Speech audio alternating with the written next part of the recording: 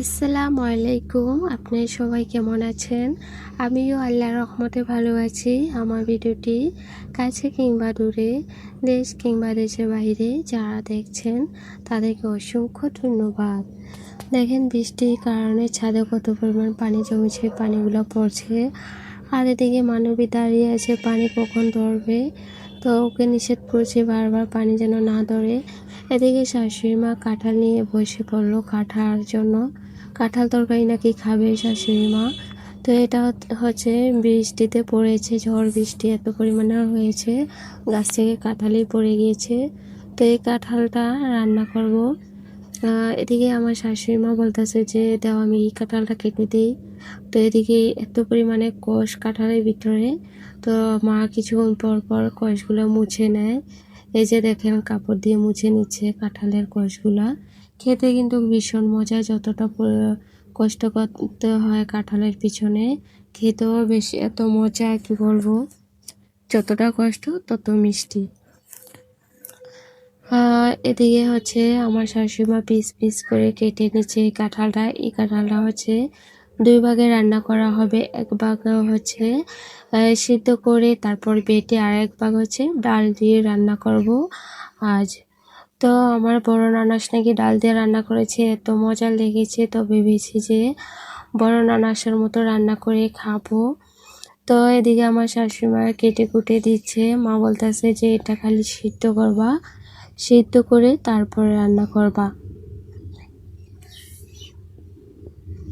এদিকে হচ্ছে ফ্রিজ খুলতে গিয়ে ফ্রিজ থেকে মশলা বের করবো, এর ভিতরে দেখি আইসক্রিম।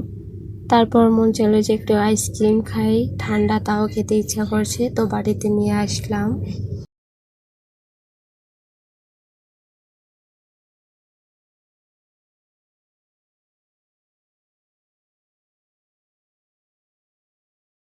এদিকে বড় চাচি শাশুড়ি আমের ভর্তা করবে। তো এই দেখেন সাইডে লাল মানে সরি লবণ লেগেছে, এটা বেগুনি কালার হয়ে গিয়েছে। তো আমাকে ডেকে বলতেছে দেখো মারিয়া তোমাদের লবণ বেগুনি কালার হয়ে গিয়েছে, এই লবণটা নাকি অনেক ভালো, তার জন্য এই কালারটা এসেছে।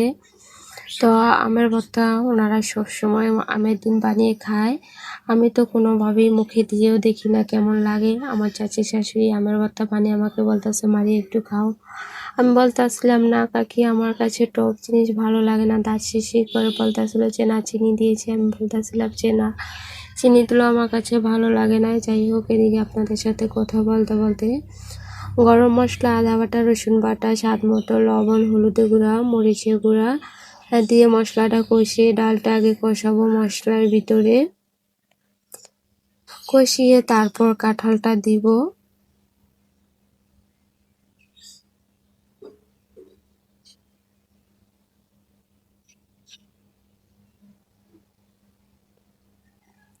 আমার ভিডিওটি যদি ইউটিউব চ্যানেল থেকে দেখে থাকেন প্লিজ সাবস্ক্রাইব করে পাশে থাকবেন।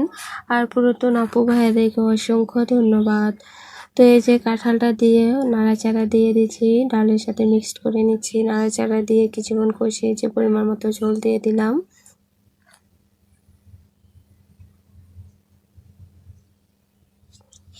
এদিকে যে দেখেন আমার রান্নাটা হয়ে গিয়েছে। এই ছোট কড়াইয়ের ভিতরে কিছু পরিমাণে রেখে সবাইকে দিয়ে দিয়েছি। এত মজা হয়েছে কি বলবো, আপনারা না খেলে বুঝতে পারবেন না কতটা যে মজা হয়েছে খেতে।